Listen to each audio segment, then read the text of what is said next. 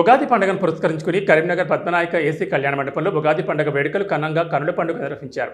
పంచాంగ శ్రవణ కార్యక్రమం చేపట్టారు. ఈ వేడుకకు చెల్మడ విద్యా సంస్థల అధినేత లక్ష్మీ నరసింహారావు హాజరయ్యారు. వేద పండితులు పంచాంగాన్ని పఠనం చేశారు. అనంతరం ఉగాది పచ్చడిని అందించారు. ఈ సందర్భంగా చెల్మడ లక్ష్మీ నరసింహారావు మాట్లాడుతూ ఈ పరాభవనామ సంవత్సరం అందరికీ శుభాలు కలగాలని, అందరికీ మంచి చేయాలని, మంచి పంటలు పండి ప్రజలు సుఖ సంతోషాలతో జీవించాలని ఆకాంక్షించారు.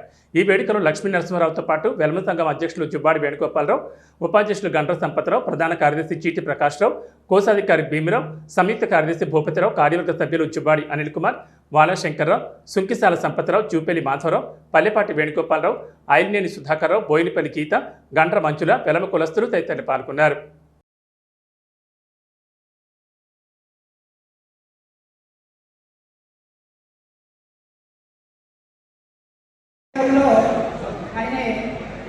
శ్రీరామ నవమి నాడు వివాహం చేసుకుంటే మనము అధర్మాన్ని నిర్మూలించాం. ఇంకా మరి సంవత్సరాన్ని తీసుకోవడం అంటే పాటిస్తున్నాము. దాంట్లో